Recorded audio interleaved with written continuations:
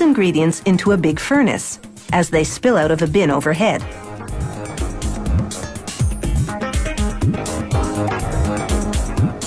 Silica sand is the biggest part of the mix. It's a crystalline substance and it makes glass transparent. The batch also includes soda ash and recycled glass. Some of the other ingredients are a trade secret.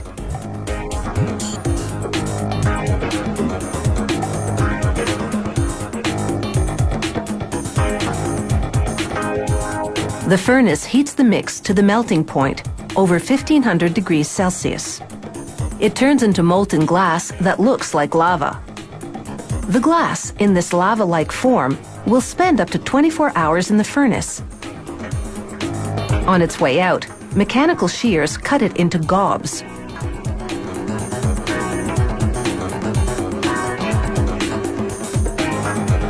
The gobs slide down a water-cooled chute and drop into a baking dish-shaped mold.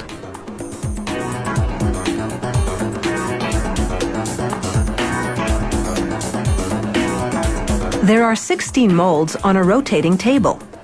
As it turns, the table delivers the gob-filled molds to a plunger, which presses them into the baking dish shape.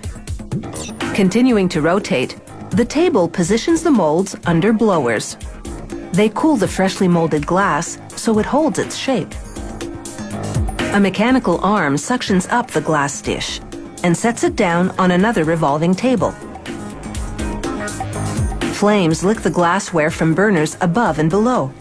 The dish is exposed to a temperature of over 1000 degrees Celsius. This softens its sharp edges so that the rim is smooth.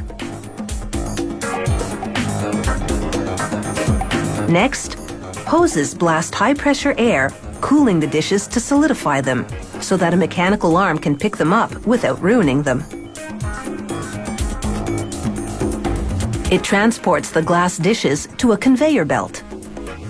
Further down, another arm feeds the dishes to a kiln, where heating and cooling cycles temper the glass. This is what gives Pyrex its strength. Now it's time to put a lid on things. A different plunger presses glass gobs into a lid shape. Every lid needs a knob, so a valve inside the mold forms it and then thrusts the lid up to be picked up by a mechanical arm. The arm flips its lid and sets it down on a conveyor belt.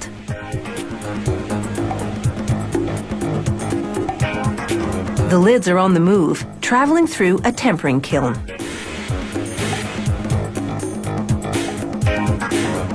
On their way out, a fan cools them off so they can be handled by human hands this time. Workers inspect each glass lid before packing them. On another line, there's a product that's made to measure. Little platforms lift the measuring cups to suctioning arms that protrude from a revolving silkscreen machine.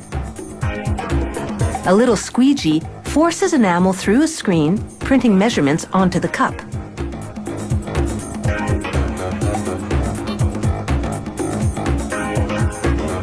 Over in the lab, a worker roughs up a sample dish. By rubbing it with sandpaper, he mimics years of wear and tear, but it's about to be subjected to even more abuse. He places a sharp tool in the center of the dish and takes aim with a hammer. Will it break without shattering into numerous little shards? It's a clean break, which means this dish has met the quality standards.